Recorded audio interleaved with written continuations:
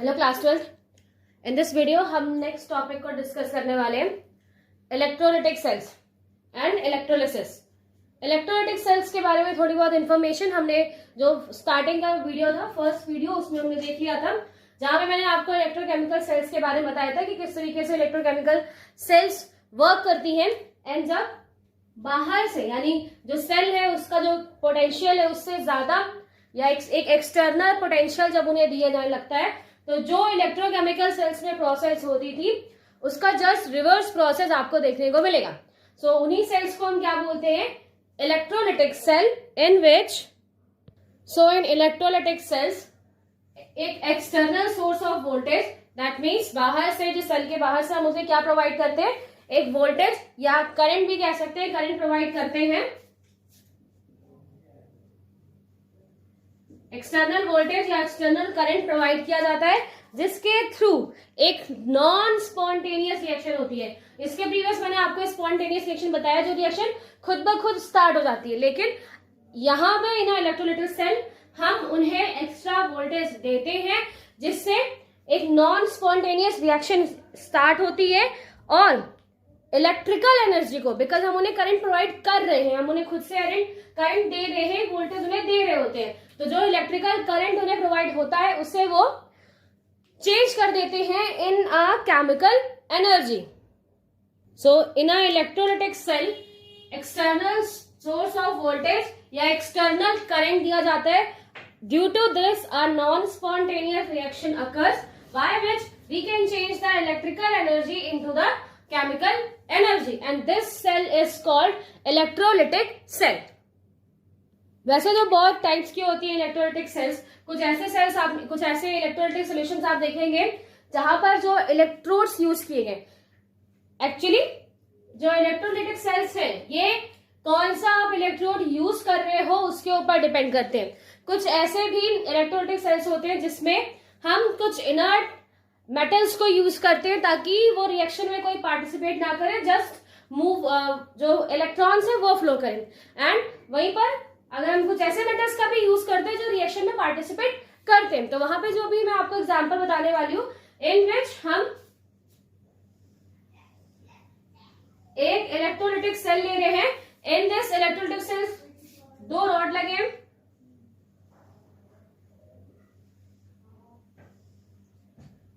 ये रॉड किसके बने हुए, कॉपर के। दोनों ही यहाँ पे जो रॉड है वो कॉपर के बने हुए हैं, और इन्हीं के सोल्यूशन में इन कॉपर सल्फेट रखा जाता है। बाय द बैटरी मैं इसे क्या करती थी, उस तरीके से अटैच करती, ज्वाइन कर देती। तो इस तरीके का जो एक सेल है जिसमें हम इन दिस सेल, ये क्या है हमारा cathode and this is anode. हमें पता है कैथोड पे क्या होता है, आपको मैंने बताया था AOCR। एनोड पे क्या होगा, ऑक्सीडेशन, यहां भी वही होगा, एनोड पर ऑक्सीडेशन, कैथोड पे रिडक्शन। ठीक है, एनोड पर यहां पर क्या होगा, ऑक्सीडेशन, एंड कैथोड पर रिडक्शन की प्रोसेस होगी। और यहां पर हमने एक ही मेटल यूज किया, मेटल कौन सा है, कॉपर। तो जो भी प्रोसेस है रिडक्शन की या ऑक्सीडेशन की, कॉपर के साथ होगी। तो फर्स्ट हम देखते हैं एट एनोड क्या प्रोसेस होगी। सो एट एनोड कॉपर, यहाँ पर कॉपर आपको दिखाई दे रहा है, ये कॉपर कन्वर्ट हो जाएगा, सॉलिड फॉर्म में है पहले, ठीक है। अब ये किसमें कन्वर्ट हो जाएगा, अब ये 2 इलेक्ट्रॉन्स को, जो कॉपर है ये कॉपर डायपॉजिटिव में कन्वर्ट हो जाएगा, और यहां से क्या रिलीज होंगे, 2 इलेक्ट्रॉन्स। सो एट एनोड पे क्या हो रहा है, ऑक्सीडेशन, एंड इस ऑक्सीडेशन के थ्रू जो कॉपर है वो कॉपर डायपॉजिटिव में कन्वर्ट हो जाएगा, और इट विल गिव 2 इलेक्ट्रॉन्स। अगर हम कैथोड की बात करें, कैथोड पे क्या होगा, तो एट कैथोड वहां पर भी क्या है, कॉपर। जैसे मैंने आपको बताया कि एनोड है, इस एनोड में क्या है, ये जो कॉपर है यहाँ पर, ये कॉपर इलेक्ट्रॉन को रिलीज कर देगा। ठीक है, ये जो कॉपर यहाँ पर है ये इलेक्ट्रॉन्स को रिलीज कर रहा है, इलेक्ट्रॉन्स को रिलीज कर रहा है, और कॉपर डायपॉजिटिव के फॉर्म में कन्वर्ट हो जाता है। अब ये इलेक्ट्रॉन्स कहाँ जाएंगे, जो उनके सामने दूसरा जो शेल लगा हुआ है, जो कैथोड लगा हुआ है, उसकी तरफ वो जाएंगे। तो ये कैथोड की तरफ जाते हैं एंड कैथोड की तरफ यहाँ पर जाएंगे। और यहाँ पर क्या है, एक्चुअली यहाँ पर कॉपर, आप जो सोल्यूशन देख रहे हैं यहाँ पर, जो सोल्यूशन ये है, इसका भी तो कुछ रोल प्ले है। तो ये सोल्यूशन है, इस सोल्यूशन में कॉपर डाई पॉजिटिव होता है और ये कॉपर डाई पॉजिटिव यहाँ पर, ये जो कॉपर की प्लेट है यहाँ पर आकर इकट्ठा रहता है या फिर यहाँ पर मौजूद रहता है पहले से। क्यों ऐसा, इसलिए यहाँ पर बिकॉज ये आपने बैटरी यूज की है, बैटरी का जो पॉजिटिव टर्मिनल है वो यहाँ पर उस साइड होता है और नेगेटिव टर्मिनल इस साइड। नेगेटिव टर्मिनल होने के लिए यहाँ पर होने की वजह से नेगेटिव चार्जेस यहाँ पर होते हैं, नेगेटिव चार्ज इस तरीके से यहाँ पे एक्यूमुलेट है। ये क्या है, कॉपर डाई पॉजिटिव के फॉर्म में है एंड डाई पॉजिटिव अपने आप को कन्वर्ट करने की कोशिश करेगा इन नॉर्मल सॉलिड कॉपर के फॉर्म में, इसलिए वो यहाँ पे इसकी तरह अट्रैक्ट आके यहाँ पर अटैच जाता है। ठीक है, यहाँ पे वो अटैच होता है, यहाँ पर आके धीरे धीरे इसकी तरफ आने लगता है। बेसिकली हमें इसके जो यहाँ पर ये पहुंच जाएगा। अब क्या होगा, अब जो इलेक्ट्रॉन्स कहां से आए, जो इलेक्ट्रॉन्स यहाँ पर एनोड से रिलीज हुए हैं, यहाँ पर ये इलेक्ट्रॉन्स नहीं है, ये सिर्फ टर्मिनल एक पॉजिटिव एक नेगेटिव चार्ज डेवलप कर दिए जाते हैं ताकि जो यहाँ पर सोल्यूशन है उसमें जो चार्जेस है वो उसकी तरफ आ जाए, उसकी तरफ अट्रैक्ट होते हुए आ जाए। बिकॉज बेसिकली हमें काम किससे है, हमें इस मेटल में जो इलेक्ट्रॉन है उससे हमें काम है और उसको हमें यूज करना है। ठीक है, तब यहाँ पर क्या होता है, कॉपर डाई पॉजिटिव जो है वो यहाँ पर आ जाता है इस टर्मिनल पर और इलेक्ट्रॉन्स यहाँ से मूव करते हैं। और एट कैथोड पर, कैथोड पे क्या होता है, कैथोड पर जो कॉपर डाई पॉजिटिव है, from here copper di positive take 2 electrons वो लेंगे और 2 इलेक्ट्रॉन्स लेने के बाद वो कन्वर्ट हो जाते हैं इन कॉपर। ठीक है, इन कॉपर में वो कन्वर्ट हो जाते हैं और यहाँ पर धीरे धीरे क्या होते हैं, एक्यूमुलेट होते रहते हैं। ओके, अब बात ये कि एक्चुअली हम ये प्रोसेस क्यों करवा रहे हैं या फिर ये जो सारी चीजें वो यहाँ पर क्यों हो रही होती है। ऐसा इसलिए बिकॉज ये जो रिएक्शन है या ये जो मेथड है ये बेसिकली यूज किया जाता है फॉर द प्यूरिफिकेशन प्रोसेस। हम कॉपर का ही इलेक्ट्रोलिसिस कर रहे हैं और कॉपर के इलेक्ट्रोलिसिस के थ्रू एक प्योर कॉपर हम गेट कर सकते हैं। क्या मिलता है हमें, प्योर कॉपर मिलता है। यहाँ पर जो दो हमने 2 रॉड की यूज की थी, ये एक प्योर कॉपर की रॉड है और ये क्या है, अनप्योर कॉपर है। इसमें बहुत सारी और चीजें या फिर कुछ अदर मेटल्स भी मिले हुए हो सकते हैं, बहुत सारी चीजें यहाँ पर। सो एक प्योर मेटल को गेट करने के लिए इस तरीके की इलेक्ट्रोलिसिस की प्रोसेस की जाती है। एंड कॉपर के अलावा बहुत सारे मेटल्स हैं जैसे सोडियम, मैग्नीशियम, एल्यूमिनियम, जिसमें इलेक्ट्रोलिसिस की प्रोसेस की जाती है और एक प्योर मेटल्स को गेट किया जाता है। सो दिस प्रोसेस जो भी मैंने आपको यहाँ बताई वो कौन सी प्रोसेस है, इलेक्ट्रोलिसिस, एंड ये होती है बाय द इलेक्ट्रोलाइटिक सेल। सो आपने यहाँ पर देखा कि यहाँ पर जो कैथोड है एंड एनोड है, यहाँ पर एनोड पर आपको इम्प्योर कॉपर मिलेगा और जो प्योर कॉपर है वो हमें कैथोड पर मिलता है, जिसमें जो इम्प्योर कॉपर है वो डिसॉल्व होता जाएगा इन द सॉल्यूशन और जो प्योर कॉपर है वो कैथोड पे हमें डिपॉजिट होता हुआ मिलता है। सो इस तरीके से प्यूरिफिकेशन किया जाता है मेटल्स का, एक इलेक्ट्रोलिसिस की जाती है मेटल्स की ही। आपने देखा दोनों रॉड थे जो एनोड एंड कैथोड थे, दोनों सेम ही थे। क्यों सेम हमने रखे, ताकि हम इनके बीच में इलेक्ट्रोलिसिस करवा सके और इलेक्ट्रोलिसिस के थ्रू एक प्योर सब्सटेंस को गेट कर सके। तो आई थिंक ये यहाँ तक आपको चीजें समझ में आ गई होंगी। आफ्टर दैट एक साइंटिस्ट थे फेराडे, जिन्होंने इसके रिगार्डिंग कुछ लॉज दिए थे, 2 लॉज बताए यहाँ पर। तो एक एक करके दोनों लॉज को देख लेते हैं कि उन्होंने क्या बताया। तो first law, the amount of chemical reaction which occurs during the electrolysis is proportional to the quantity of electricity pass. ठीक है, थोड़ी और भी बहुत चीजें लिखी हुई है हमारी बुक में, आप उसे देख सकते हैं। जैसे बस ये लाइन ऐड कर दी गई है कि जो करंट पास हुई है बाय द इलेक्ट्रोलिसिस। बेसिकली कहना क्या चाह रहे हैं, ये कह रहे हैं कि amount of chemical reaction after the chemical reaction, after the electrolysis, जो आपको प्योर कॉपर, जैसे कि हमने प्रीवियस देखा प्योर कॉपर मिल रहा है, या जितनी केमिकल रिएक्शन वहां पर हो रही है, जितने अमाउंट में हमें प्योर सब्सटेंस मिल रहा है, वो जाने वाली, उसमें पास की जाने वाली इलेक्ट्रिसिटी के चार्जेस के बराबर होता है। दैट मीन्स जितना आपने उस इलेक्ट्रोलाइटिक सेल को एक्सटर्नल चार्ज प्रोवाइड किया है, उतनी ही ज्यादा केमिकल रिएक्शंस वहां पर होंगी, उसी के प्रोपोर्शनल में केमिकल रिएक्शंस होगी, और उतने अमाउंट में आपको जो भी सब्सटेंस है वो मिलेगा। अब जो अमाउंट सब्सटेंस मिल रहा है, जो वहां पे डिपॉजिट हुआ है या जो डिसॉल्व हुआ है, उसका कुछ वेट होगा, तो उसे यहाँ पर डिनोट किया जाता है बाय W। ठीक है, बिकॉज एक अमाउंट हमें मिल रहा है, कोई भी अमाउंट मिल रहा है, जितने भी ग्राम या जो भी चीजें आपको मिल रही है, एक अमाउंट में मिल रहा है, तो उसका वेट के हिसाब से यहाँ पे हम W लिखते हैं, is directly proportional two charges. Charges मतलब क्वांटिटी ऑफ इलेक्ट्रिसिटी पास। अब जो इलेक्ट्रिसिटी पास की गई है उसमें क्या है, चार्जेस ही तो मूव कर रहे होंगे ना, तो ये क्या होता है, W is directly proportional to Q। Q क्या है, जो अमाउंट है, सॉरी Q क्या है, जो क्वांटिटी ऑफ चार्ज है जो प्रोवाइड किया गया। W इज अ अमाउंट जो आपको आफ्टर द रिएक्शन मिलता है, और ये कैसे होते हैं, एक दूसरे के प्रोपोर्शनल है।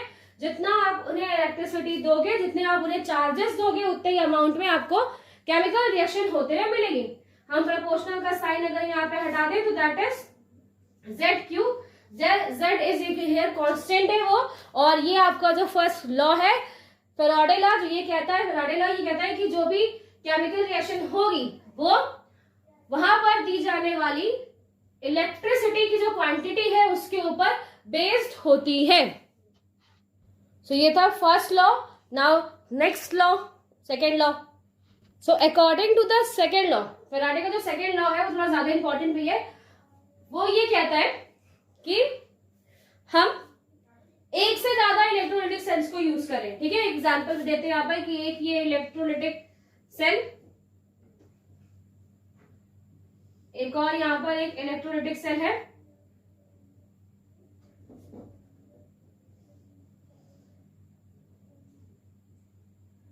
इस तरीके से यहाँ पर इलेक्ट्रोड लगे हुए,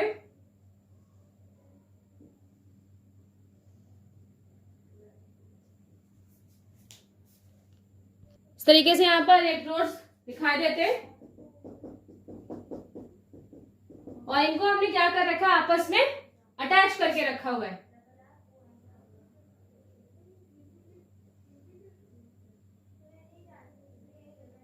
ठीक है, तो यहाँ पर हमने दो डिफरेंट सेल्स को, दो डिफरेंट इलेक्ट्रोलाइटिक सब्सटेंस या इलेक्ट्रोलाइटिक सेल्स को आपस में जोड़ा है और उन्हें इलेक्ट्रिसिटी प्रोवाइड की।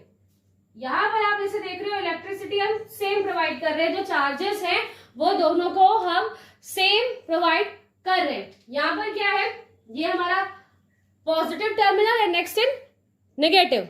सो जो बैटरी हमने यहाँ पे यूज की है इज अ पॉजिटिव टर्मिनल, ये नेगेटिव टर्मिनल। दैट्स व्हाई यहाँ पर क्या होते हैं, पॉजिटिव सॉरी नेगेटिव चार्जेस, और यहाँ पर आपको पॉजिटिव चार्ज तरीके से दिखाई देंगे। अब ये नेगेटिव है तो यहाँ पर पॉजिटिव चीजें आएंगी, दैट मीन्स कैटायन इसकी तरफ आएंगे, तो ये क्या हो जाते हैं, कैथोड। ये क्या है, कैथोड, और ये एनोड। बिकॉज यहाँ पर क्या है, पॉजिटिव चार्ज है, पॉजिटिव चार्ज की तरफ कौन आएगा, नेगेटिव चार्जेस आएंगे। ठीक है, एनायंस आएंगे इसकी तरफ, इसलिए ये क्या हो जाता है, एनोड यहाँ पर फॉर्म होते हुए। अब अगर ये एनोड है तो ये क्या होगी यहाँ पर, कैथोड, और अगर ये कैथोड है तो ये क्या है, एनोड। इस तरीके से आपको एक सेल बना हुआ मिलेगा। अब जो ये दो सेल यहाँ पर लगाए गए हैं या कुछ अदर सेल इस तरह सीक्वेंस में लगाए जाते हैं, उनमें जो हमें अमाउंट मिलेगा, यानी amount of chemical reaction in this situation, इस सिचुएशन में जो अमाउंट है, जो हम सब्सटेंस हमें यहाँ डिफरेंट डिफरेंट यहाँ पर मिलेंगे, वो डायरेक्टली प्रोपोर्शनल होते हैं of their chemical weights. That means जब हम उन्हें सेम एनर्जी प्रोवाइड कर रहे हैं, सेम चार्जेस प्रोवाइड कर रहे हैं इस तरीके के एक सेल को, तो दैट मीन्स जो भी चार्जेस है वो सब जगह इक्वल जा रहे हैं, और जो अमाउंट ऑफ डिफरेंट रिएक्शंस है या अमाउंट ऑफ रिएक्शन यहाँ पे होगी, कुछ यहाँ पर रिएक्शन हो रही होगी, यहाँ एक्यूमुलेट होगा, यहाँ रिएक्शन होगी, यहाँ पे एक्यूमुलेट होगा, तो जो ये सब अमाउंट है, अमाउंट ऑफ द सब्सटेंस जो हमें यहाँ पर मिल रहा है, वो डायरेक्टली प्रोपोर्शनल होता है to the chemical equivalent weight, जो हमने यहाँ पर जो भी सब्सटेंस यूज किए हैं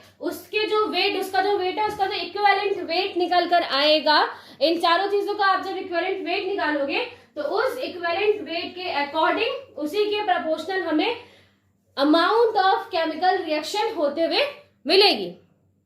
सो अकॉर्डिंग टू द नेक्स्ट या second law, the amount of different substance, जो अमाउंट ऑफ डिफरेंट सब्सटेंस आपको इस तरीके की प्रोसेस से मिलेगा, limited by the same quantity of electricity. आप उसे सेम क्वांटिटी दे रहे हो, इलेक्ट्रिसिटी दोनों को आप सेम प्रोवाइड करते हो, तो जो अमाउंट ऑफ डिफरेंट सब्सटेंस मिलेगा is directly proportional to the their chemical equivalent weight. जो आपने यहाँ पर यूज किए हैं एज अ रॉड की तरह, जो आपने चीजें यहाँ पे सब्सटेंस यूज किया है उसके इक्विवेलेंट वेट के प्रोपोर्शनल होता है. अब फॉर एन एग्जांपल, एक एग्जांपल ले लेते हैं. अगर इसका इक्विवेलेंट वेट है A, जैसे एक नंबर हम ले लेते हैं, इक्विवेलेंट वेट है वो क्या है A. यहाँ पर इसका जो नेक्स्ट है इसका वेट है B, C और D. अब हमने इनके वेट्स को काउंट करके एक इक्विवेलेंट वेट निकाल लिया Z. ठीक है, जैसे एग्जांपल है, एक इक्विवेलेंट वेट निकाल दिया जो कि क्या है Z. अब इन सबके थ्रू जो अमाउंट ऑफ डिफरेंट सब्सटेंस यहाँ पर केमिकल रिएक्शंस के थ्रू जो भी डिफरेंट सब्सटेंस यहाँ पर हमें डिपॉजिट होते हुए मिलेंगे, उन वो ये जो इक्विवेलेंट वेट आया है उसके प्रोपोर्शनल होगा जो भी आपको यहाँ पर अमाउंट मिलेगा. ये जस्ट मैंने सिर्फ आपको समझाने के लिए बताया है कि किस तरीके से इसे आप समझ सकते हो कि जो अमाउंट हमें ओवरऑल यहाँ पर मिल रहा है, हम और सारी सेल्स को भी ऐड करेंगे तो जो ओवरऑल अमाउंट हमें मिल रहा है वो इन सब जो सेल्स यहाँ पर यूज हुई हैं इन सबके इक्विवेलेंट वेट के प्रोपोर्शनल होता है. जितना इक्विवेलेंट वेट आएगा उसी के अकॉर्डिंग हमें डिफरेंट सब्सटेंस मिलेंगे. एक्चुअली जिस टाइम पे हराटी सर ने ये सारी चीजें बताई थी उस टाइम कोई प्रॉपर इंस्ट्रूमेंट नहीं था जिसकी हेल्प से वो एक कांस्टेंट अमाउंट निकाल सके, कितना अमाउंट डिपॉजिट हुआ है या कितना अमाउंट वहां पर डिसॉल्व हुआ है वो पता नहीं सकते थे. पर अब बहुत सारी ऐसे टेक्निक्स हैं जिनका यूज कर हम प्रॉपर कितनी इलेक्ट्रिसिटी पास की गई है, कितना अमाउंट ऑफ मेटल हमें वहां पर डिपॉजिट या कंज्यूम होता हुआ मिला है उसको हम ऑब्टेन कर सकते हैं. और अब एक फॉर्मूला है जिसके थ्रू आप निकाल सकते हैं, that is Q is equal to I T. ठीक है, Q क्या है? चार्जेस, जो आप वहां पर चार्जेस दे रहे हो दैट इज Q. कितना हमें देना है भाई हमें पता करनी है. यहाँ पर जो इलेक्ट्रिसिटी क्वांटिटी ऑफ इलेक्ट्रिसिटी है, I इज अ वोल्टेज, जो आप वोल्टेज बह रहा है, जितना भी आप वोल्टेज जिस वोल्टेज पे आप ये वर्क कर रहे हो, and T is a time. तो जितने टाइम पर यानी पर सेकेंड जितने एम्पियर वोल्टेज उसको मिल रहा है, अगर हम इसे 1 कर देते हैं तो पर सेकेंड आप किसी भी सेल को जो वोल्टेज या एम्पियर प्रोवाइड कर रहे हो उससे जो क्वांटिटी ऑफ इलेक्ट्रिसिटी आपको वहां पर मिलेगी उससे हम पता लगा सकते हैं कि amount of energy amount of जो सब्सटेंस है वो कितना डिपॉजिट हुआ है या फिर कितना डिसॉल्व होता है. नेक्स्ट अगर हम ये बात करें, जो अभी हमने इलेक्ट्रोलाइटिक सेल में देखा, बेसिकली वहां पर हो क्या रहा है, ऑक्सीडेशन एंड रिडक्शन ही हो रहा है ना. जैसे भी मैंने आपको बताया था कि एनोड पे क्या हो रहा है, ऑक्सीडेशन, एंड कैथोड पे क्या होगा, रिडक्शन. सो यही प्रोसेस है, एनोड पे ऑक्सीडेशन और कैथोड पे रिडक्शन की प्रोसेस होगी. तो इस प्रोसेस में कितने चार्ज रिक्वायर्ड है. ठीक है, अभी हम बस एक प्रोसेस की बात कर रहे हैं, अभी हमने नहीं देखा कि कौन सी सेल क्या सेल किस चीजों में हम किस तरीके से कर रहे हैं. जस्ट एक रिएक्शन देखिए कि एक नॉर्मल रिएक्शन और उस रिएक्शन में कितने चार्ज यूज हुए हैं वो हम यहाँ पर अगर निकालना चाहते हैं, कितने चार्ज इन द सेंस कितने इलेक्ट्रॉन्स वहां पर यूज हुए इन द रिएक्शन. सो एक एग्जांपल है दैट इज Ag पॉजिटिव. ठीक है, Ag पॉजिटिव है यहाँ पर सिल्वर. ये कैसा है, एक्वस फॉर्म में. अभी ये एक्वस फॉर्म में है एंड इसने क्या किया, एक इलेक्ट्रॉन ले लिया, बिकॉज सिर्फ 1 पॉजिटिव है तो अपने 1 पॉजिटिव को इसे हटाना है तो एक इलेक्ट्रॉन ये ले लेगा. एक इलेक्ट्रॉन इसने लेकर ये खुद को रिड्यूस करेगा, रिड्यूस करने के बाद ये किसमें कन्वर्ट हो जाएगा, Ag में. दैट मीन सॉलिड Ag आपको यहाँ पर मिलेगी. तो ये जो रिएक्शन है वो ये बता रही है कि बहुत सारी ऐसी भी रिएक्शन होती है जहां पे सिर्फ एक ही इलेक्ट्रॉन का डोनेशन या फिर एक ही इलेक्ट्रॉन का यूज किया जाता है. अब अगर हम इस इलेक्ट्रॉन्स का, बिकॉज हम ये कह सकते हैं ना कि 1 मोल किसके, 1 मोल है किसका, Ag का, और वहां पर 1 मोल ऑफ इलेक्ट्रॉन या फिर 1 इलेक्ट्रॉन आपने उसको दिया, आफ्टर दैट 1 मोल Ag हमें मिला है, सिल्वर हमें मिला हुआ है। अब हम क्या करना चाहते हैं, ये जो 1 मोल ऑफ इलेक्ट्रॉन है, ठीक है, 1 मोल ऑफ इलेक्ट्रॉन, ये भी 1 ही है ना यहाँ पर, तो ये क्या है 1 मोल। अब जो 1 मोल ऑफ इलेक्ट्रॉन है, क्योंकि जब हम ऑक्सीडेशन कर रहे हैं या रिडक्शन कर रहे हैं, सो बेसिकली इलेक्ट्रॉन से ट्रांसफर हो रहे हैं, है ना, ऑक्सीडेशन में, रिडक्शन में। तो अगर हम 1 मोल की वैल्यू निकाल ले कि अगर 1 मोल में कितने चार्जेस या 1 मोल में कितनी इलेक्ट्रिसिटी दी जा सकती है एक इलेक्ट्रॉन्स के थ्रू, तो वो हम वैल्यू निकाल सकते हैं। उसके बाद जितनी भी रिएक्शन हुई है उसके उनका सबका हम वहां पर इलेक्ट्रिसिटी कितनी रिक्वायर्ड है फॉर द रिडक्शन और द ऑक्सीडेशन हम काउंट कर सकते हैं। सो बेसिकली हम 1 मोल की वैल्यू निकालेंगे। इसके लिए हमें क्या करना है, जो 1 इलेक्ट्रॉन वैल्यू यहाँ पर निकली है, हम Na, अगर हम यहाँ पर इसको लिखें कुछ इस तरीके से, तो हमें यहाँ पे क्या निकालनी है, value of 1 mole. 1 mole of electron को हम निकालना चाहते हैं, उसके लिए हम इसे मल्टीप्लाई करेंगे with Avogadro number. Avogadro number Na for the Avogadro number. Avogadro number से हम वैल्यू से charge of the electron, electron का चार्ज कितना होता है, इलेक्ट्रॉन का चार्ज है 1.6021 into 10 to the power -19। Avogadro number भी हमें पता है, एवोगाड्रो नंबर को हम यहाँ पे प्लेस कर देंगे, that is 6.02 into 10 to the power 23। अब ये जो क्या है, ये हमें एवोगाड्रो नंबर पता है, आप 22 भी लिख सकते हो, लास्ट में 2 भी हो सकता है, आप सिर्फ 2 वैल्यू तक हम रख रहे हैं, अदरवाइज रिकॉर्ड 2 हो सकता है। इसको हम मल्टीप्लाई कर देंगे 1.621 10 टू द पावर -19। ये क्या है, ये 1 इलेक्ट्रॉन का चार्ज है।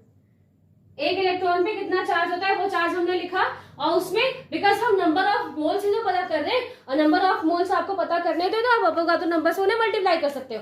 तो एवोगाड्रो नंबर से हमने 1 चार्ज की वैल्यू को मल्टीप्लाई किया और we will get the value that is 96487, या फिर इसे कंप्लीट वैल्यू के रूप में 96500, ये वैल्यू यहाँ पर यूज की जाती है। अप्रॉक्स वैल्यू जब आप मल्टीप्लिकेशन में करेंगे तो उसी वैसी कुछ प्राप्त होगी, पर थोड़ा बहुत आगे आप कर सकते हो। तो 96500 वैल्यू यहाँ पर आपको मिलती है। और ये जो वैल्यू है, इस वैल्यू को हम यहाँ पर जो वैल्यू है, इसे हम एक कांस्टेंट, एक सिंबल के नाम से डिनोट करते हैं, that is Faraday, because Faraday sir ने इसे बताया था। तो एक्चुअली ये 1 फैराडे की भी वैल्यू है। तो ये जो वैल्यू यहाँ पर निकल कर आई, एंड बिकॉज फैराडे सर ने इसे बताया था, तो इसके इस वैल्यू के लिए वो एक सिंबल का यूज करते हैं, that is F, and when F is equal to 96500 per mole. And अब जितनी भी आपको केमिकल रिएक्शंस मिलेंगी, वहां पर सिर्फ आपको याद रखना है कि कितना इलेक्ट्रॉन्स वहां पर रिलीज हो रहा है, कितने इलेक्ट्रॉन्स का इंटरचेंज हो रहा है। कुछ ऐसी भी रिएक्शंस होंगी जहां पर 2 इलेक्ट्रॉन्स यूज हो रहे होंगे, 2 इलेक्ट्रॉन्स लेकर वो चेंज हो जाता है, ठीक है। बहुत सारी ऐसी रिएक्शन है वहां पर 3 इलेक्ट्रॉन्स भी हैं। तो जस्ट आपको उन फैराडे नंबर, जो हमें यहाँ पे फैराडे नंबर मिला हुआ है, उसके साथ आप मल्टीप्लाई कर दीजिए, आपको कितना चार्जेस यूज हुए हैं for the oxidation and for the reduction, वो आपको वैल्यू यहाँ से मिल जाएगी। ये किसकी वैल्यू है, फैराडे वैल्यू है F फॉर, ठीक है। तो ये फैराडे का वैल्यू है यहाँ पर जो कि इन्होंने दिया, एंड सिंबल F से डिनोट किया जाता है। And when F is equal to, always आप याद रखिएगा, 1F is equal to 96500 coulomb पर मोल, ठीक है, कूलाम पर मोल ये वैल्यू यहाँ पर है। और इसी को यूटिलाइज किया जाता है फॉर सो मेनी रिएक्शन, जहां पे आपको चार्जेस काउंट करने हैं कि चार्जेस कितने हैं और कितने रिक्वायर्ड हैं फॉर द रिएक्शन।